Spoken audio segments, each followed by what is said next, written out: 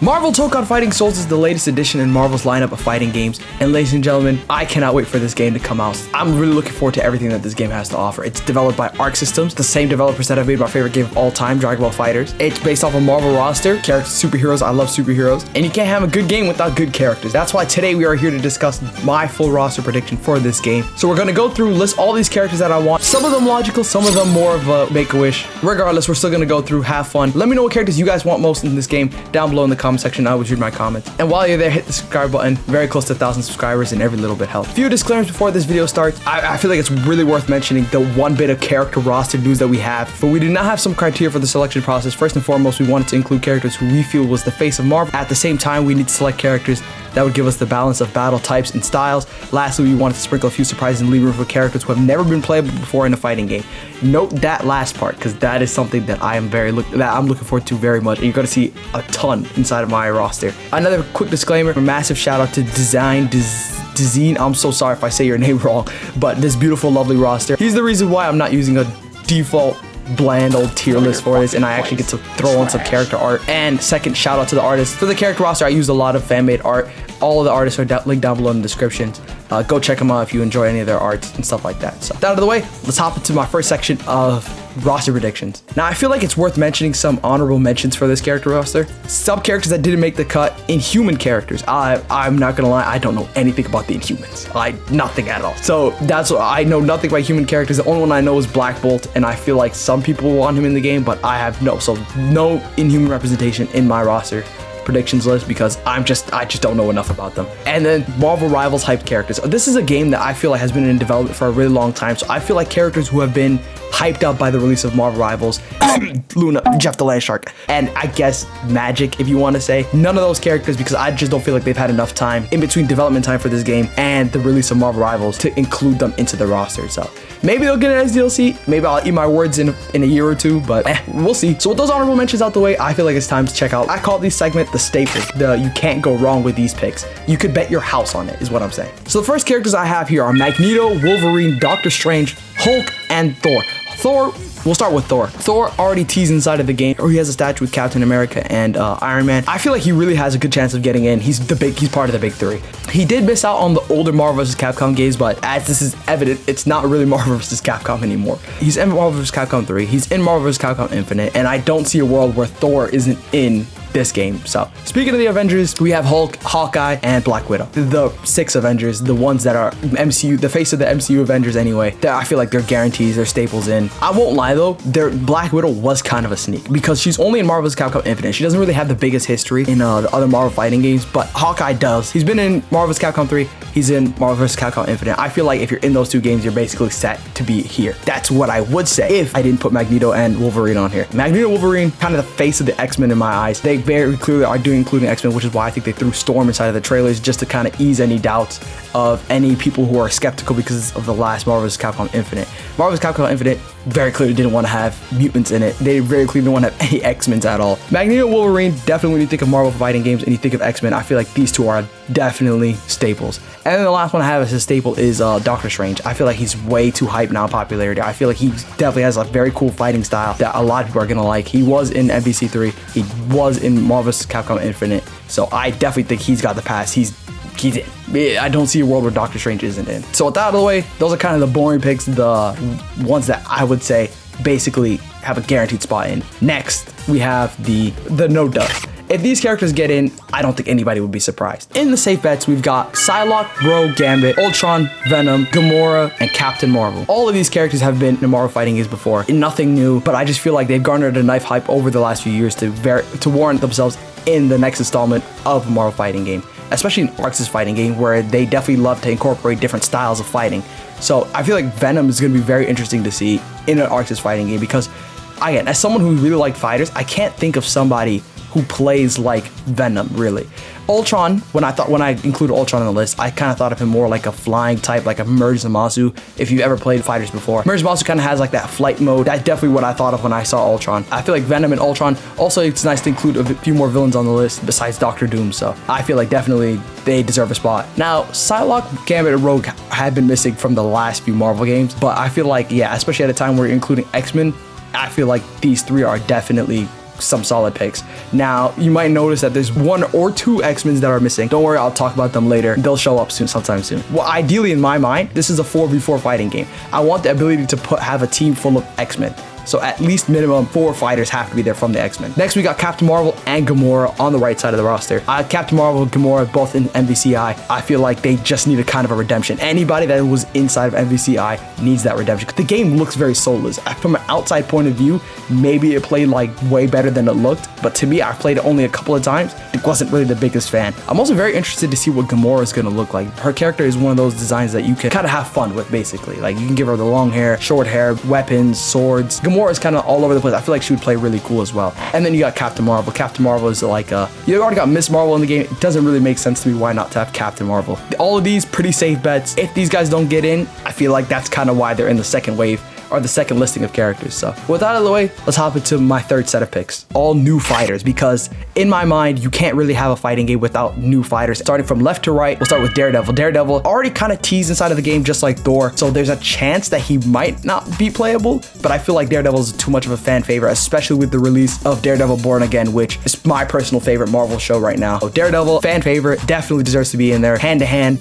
really cool to see how he pairs up against like superheroes and whatnot. Yeah, I really hope he's in the game. Speaking of hand-to-hand combat, I put Shang-Chi. Now, I'm not gonna lie, for me, it was a toss-up between Iron Fist and Shang-Chi. I really wanted a brawler character, some guy who just with the fisticuffs, you know what I mean? I really like Shang-Chi, especially in his movies. I feel like he also has that mystical element too with the 10 rings that would be really fun to see. Maybe he could shoot a Kamehameha because this is his arc systems, and he does do it in the movie at one point. Open interpretation. Very excited to see how if they handle him. Next, we got Sentry. Sentry, a character who's gotten the big screen in the last few months, so a lot of people are now aware of Sentry. I won't lie, I really didn't know who Sentry was beforehand. I only heard his name. I never really knew besides his name who he was, and I really liked how he was portrayed inside of the movies. Thunderbolts are going to have a really big impact on the next few Avengers movies. I think this could age like milk, but also that part of that brand recognition. I don't see a way where Marvel doesn't want to incorporate some Avengers movie characters into the game to help make people aware of these characters, and I think Sentry would be a really good pick, especially he's like kind of like, he's the fan favorite, I would say, out of the Thunderbolts. Him or Yelena, honestly. All right, next on the side, we got the entire Fantastic Four. I know some people have made roster predictions, and I've seen them saying either just Invisible Woman and Mr. Fantastic, or one fighter who swaps into 4 of them, which to me sounds like chaos, but could honestly be really fun. I just really want the entire Fantastic Four in the game, only because this is a 4v4 fighting game. There's no way you can't include the Fantastic Four. They've got an upcoming movie. People are going to be more aware of them. It just makes perfect sense, really. And they all have very unique styles. We've got Johnny, who's like a flyer, Invisible Woman, Mr. Fantastic, and Thing, who's like another brute character. I just realized now I've kind of got a lot of brute characters on here, huh? Maybe he could play like more like Z Bully from Dragon Ball FighterZ. Oh, I just realized Thanos. I never talked about Thanos. Oh shit. Oh, that's embarrassing. Thanos is not a new character. He's a returning character. He was in Marvel's Capcom 2, and I think he was in Infinite. I can't remember off the top of my head. Thanos, definitely a character. Another big bad I really wanted to have in the roster. Definitely a character that everybody recognizes now, especially with Infinity War and Endgame. Definitely deserves his time in the spotlight again. I won't spend too much time on it because, yeah, it doesn't count. So, and then I have Groot here. Now, Groot, I put Groot here instead of Rocket because, as some of you guys might know, Rocket was inside of the other fighting games before he was in Infinite. I feel like it would be kind of cool to have Rocket and Groot as like a support fighter almost. So apparently that's exactly what they did. I never even realized that Groot is part of Rocket's moveset at all. But for the sake of argument, I'm just gonna say let's flip the two. Have Rocket as a support and Groot as the front fighter.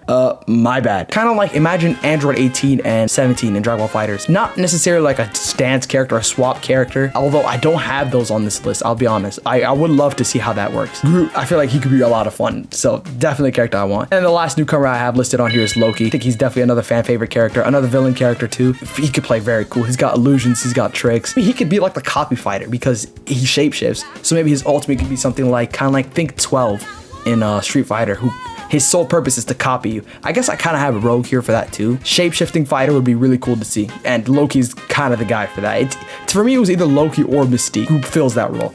But I feel like I like Loki more than I like Mystique anyway. That's going to be it for the new upcoming fighters. Let's move on to the DLC section. Now for this final section, I have everybody who I didn't think would make the initial cut, and characters who I feel like Marvel would intentionally hold back on to kind of sell later on, because that's how these companies work. They hold back the hype characters. They know people are going to buy them. So that's why I'm going to do 2 at a time. Winter Soldier and Cyclops. Winter Soldier, a character who was from MVCI. He's been playable before, but again, kind of cursed, kind of doomed in MVCI. He didn't really get a chance to shine as much as all these other characters did in other Marvel fighting games. I would really love to see him in there. I also really wanted like a gunner in the game too. I was thinking either Punisher or Winter Soldier, but I feel like Winter Soldier is easier to sell to people than Punisher. Because he's been in movies more, he's been like on people's radar for a lot longer. I really think Winter Soldier definitely a DLC character. They've done it before, they can do it again. Nothing new to fighting games to sell the same character to twice. Cyclops, again, there was a period of time where Cyclops was kind of the face of Marvel. He's the guy who's dabbing up Ryu. He's the guy who's the face of the X-Men. There was a time where I think the X-Men were bigger than the Avengers. Really weird to think about nowadays, but I really want him in the game.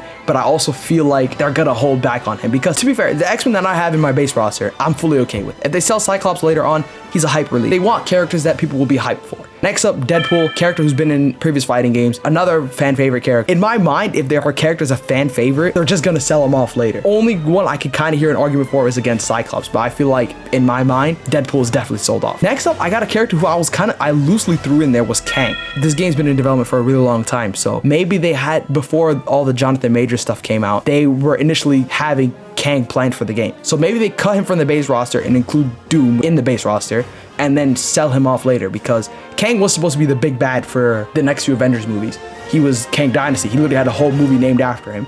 So I didn't see a way where he didn't make the game, but then have a big bad, like become the big bad later. I hope I'm making sense. Wanda, another fan favorite character. She's had her own show in the last few years. She's really popular in Marvel Rivals. And another magic user. I really want another magic user somewhere in the game. That's why I kind of got her next to her buddy Strange. But next up, I got Apocalypse. Now, Apocalypse, I really wanted to include him in the base roster, but I kind of felt that I had a bit too many villains in this almost. But Apocalypse, big bad for the X-Men. Either kind of him or Magneto. Toss up between the two, honestly. But again, I won't lie, I don't know too much about Apocalypse. I've only ever seen X-Men 97.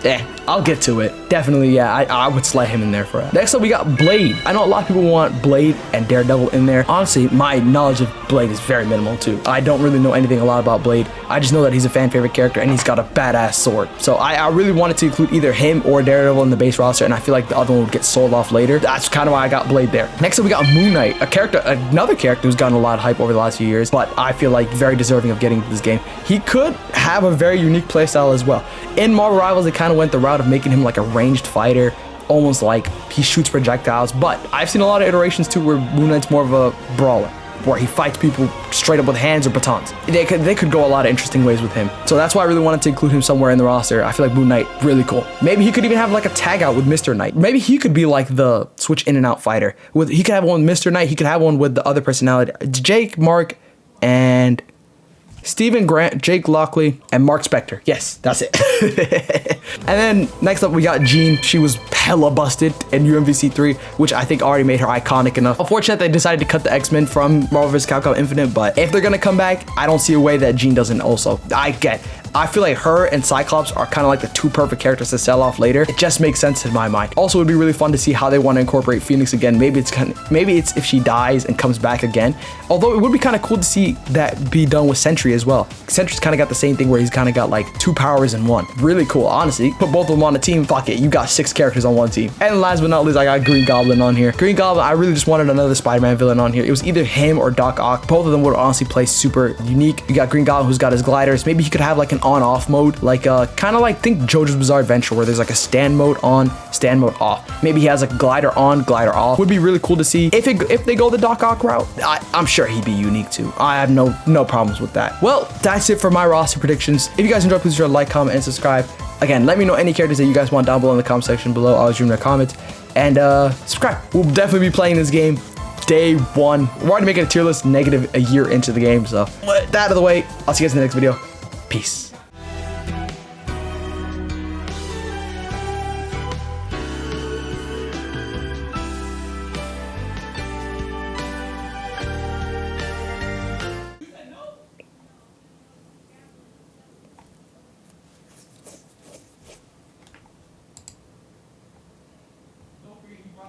Stephen Grant, Jake Lockley,